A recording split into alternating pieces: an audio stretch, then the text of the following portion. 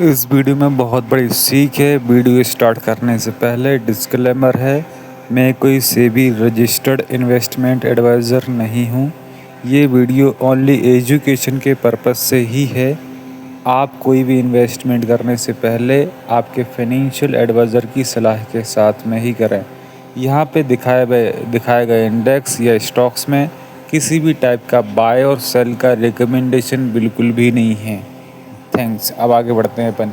आज निफ्टी का एक्सपायरी था।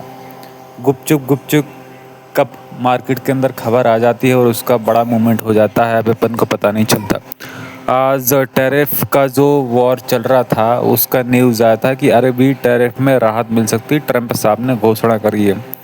तो उसके चलते बाज़ार रॉकेट हो गया। निफ्टी 1.60% चढ़ के आज बंद हुई है और आज निफ्टी की एक्सपायरी भी थी, ये सबसे अच्छी बात है। और 25,000 के ऊपर आज निफ्टी बंद हुई है।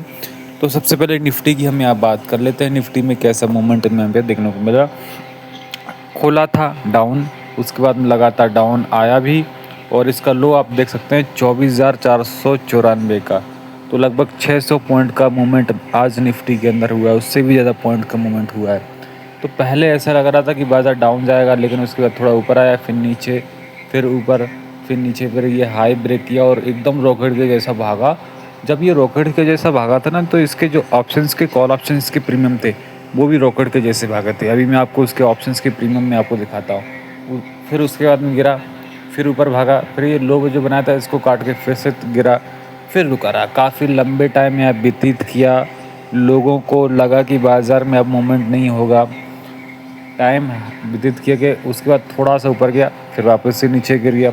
लेकिन जो लो बनाया था यहाँ पे वो ब्रेक नहीं कर रहा था। उसके बाद क्या हुआ, ये भी हाई ब्रेक किया, ये हाई भी ब्रेक किया, ये हाई भी ब्रेक किया और रॉकेट के जैसे भागा 2 बजे तक।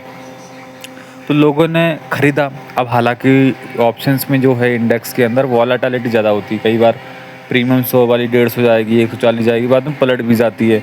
तो वहाँ पे लोग क्या ट्रैप हो जाते हैं। हर बार तो ऐसा होता नहीं है। अब यहाँ पे हुआ कि इतना बड़ा मूवमेंट हुआ, हर आदमी जो इंडेक्स में काम करता है छोटे प्रॉफिट में निकलने के बाद केवल पछतावा हुआ कि आज केवल वेट किया होता।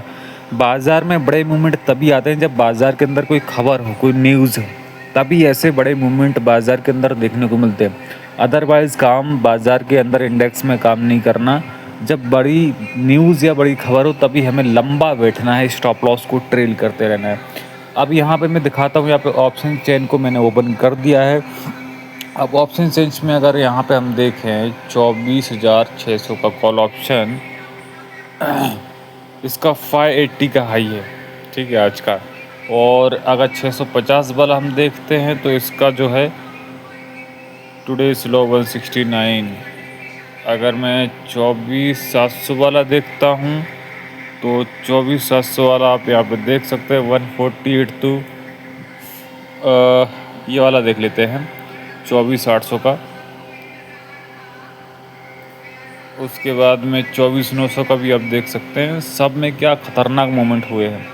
अभी 84 वाला जो प्रीमियम था ये 345 तक गया। इतना बड़ा मूवमेंट आज के अंदर देखने को मिला है। अच्छा, माफ़ी चाहूँगा, ये 22 मई की चीज़ें यहाँ पे दिखाने लगा है। आज 15 तारीख है। आज की जो एक्सपायरी में बड़े मूवमेंट हुए हैं, 30-35 रुपये का प्रीमियम 500 तक, 527 तक गया है। लेकिन वो एक्सपायरी यहाँ पे हट गई ना, आज बाज़ार बंद हो गया, तो उस चक्कर में यहाँ पे इनमें मूवमेंट नहीं दिखा रहा है, ठीक है। इसलिए अब देखो 22 मई की एक्सपायरी आ गई, यहाँ पे आप देख रहे हैं। आज 15 तारीख थी। 15 तारीख आज वाली एक्सपायरी में बहुत बड़ा मूवमेंट हुआ। अच्छा, मैं आपको बता दूं यहाँ पे मेरा क्यों लॉस हुआ है, मेरी क्या छोटी सी गलती हुई। अपन क्या स्टॉक ऑप्शंस को ज़्यादा फॉलो करते हैं, तो अपन ने आज JSW स्टील में काम किया था। JSW स्टील यहाँ पे आ जाएगा। JSW स्टील अपन ने लिया था यहाँ पे 10:40-42 पे हाई रेट में। गलती हुई, अपन ने लिखा भी कि हाई रेट में जब भाग जाता है। अच्छा, लेने का टाइम कब था? ये लेने का टाइम था 10 बजे के बाद, जब ये हाई ब्रेक किया था तब ये ब्रेकआउट बना था, वो लेने का टाइम था। तो यहाँ पे कहीं प्रॉफिट अपना आराम से होता। अब ये हाई प्राइस में ले रहे हैं, ऑलरेडी बढ़ा हुआ स्टॉक से कितना परसेंट, लगभग 2.5-3% बढ़ा हुआ स्टॉक्स हाई प्राइस में हम ले रहे हैं। उसके बाद उसने डाउन आना चालू हुआ और स्टॉप लॉस को काट दिया। अपन ने उसके बाद फिर उसमें काम नहीं किया। ठीक है, एक दो स्टॉक और हैं जिनमें अपन ने लॉस किया है, हालांकि उसको भी समझते हैं। कोटक बैंक में लॉस किया अपन ने, पावर ग्रिड में अपन ने लॉस किया है, उनको समझते हैं। फिर ये हाई बनाया, फिर नीचे आया, ये हाई यहाँ पे काटा और फिर से रॉकेट हो गया। तो ये ब्रेकआउट वाली जो चीज़ें होती हैं वो चलती हैं। बाज़ार अप था, डाउन आया, ये जो लो था यहाँ ब्रेक जरूर किया, लेकिन बाज़ार जो अप था वो 70% चांस होते हैं कि जो बाज़ार जहाँ गया है या स्टॉक जहाँ पे गया है उस टाइप का ब्रेकआउट मिले तो अच्छा मोमेंट देखने मिलता है। ये 70% बाज़ार के अंदर चांस होते हैं। कोटक बैंक की बात कर लेते हैं। निफ्टी में अब हमने हालांकि सारे लॉसेस को कवर कर लिया था, लेकिन समझने वाली बात है। ठीक है, यहाँ पे अपन ने कोटक लिया, कोटक बैंक, ये आ गया कोटक महिंद्रा बैंक। अब कोटक महिंद्रा बैंक में क्या हुआ, हमने यहाँ कहीं पे अपन ने इसमें पुट ऑप्शन बाय किया था।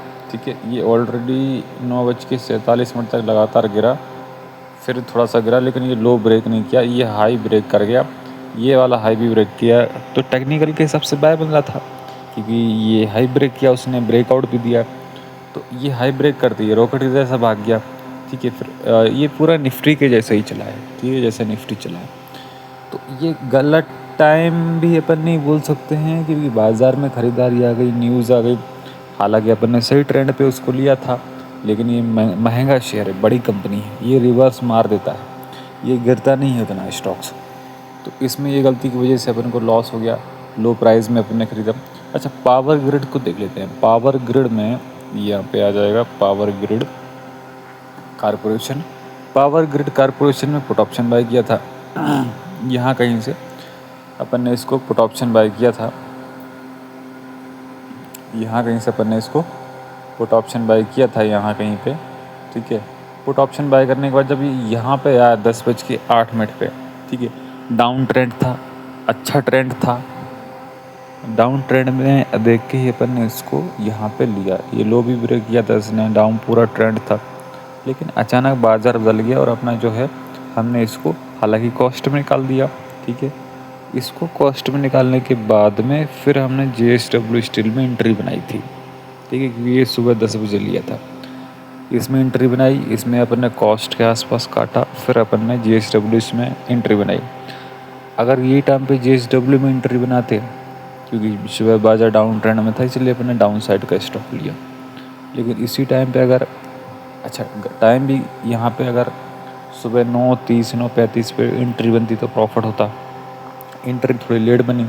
ठीक है, तो यहाँ पे अपना जो है अपन ने काट दिया। फिर JSW में अपना हाई प्राइस में एंट्री बनी। वो टाइम पे ये ना लेके JSW स्टील 10 बजे के आसपास लिया होता तो प्रॉफिट हो जाता। एक छोटी छोटी मिस्टेक यहाँ पे समझनी पड़ रही है। एक हाई प्राइस ब्रेकआउट के टाइम 10 बजे के आसपास ब्रेकआउट दे तब लेना, यह हैवी ट्रेंड है तब लेना। हालांकि पावर ग्रिड में एक अच्छा डाउन ट्रेंड था, लेकिन अचानक बाज़ार में न्यूज़ होने की वजह से पलटी मार दिया।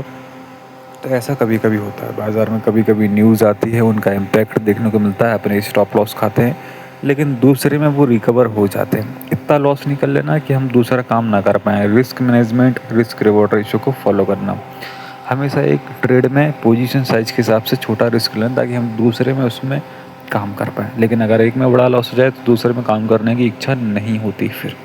इसलिए अगर एक में छोटा लॉस हो गया, दूसरे में हम आराम से कवर कर सकते हैं, क्योंकि दिन भर बाजार चलता है, कहीं ना कहीं मौका मिलता है। एक जगह ही पूरा रिस्क ले लेंगे, हम दूसरा काम नहीं कर पाएंगे। इसलिए पोजीशन साइज को ध्यान में रख के बाज़ार के अंदर काम करना। इस वीडियो में इतना ही, अगले वीडियो में कल मिलेंगे। बहुत बहुत धन्यवाद।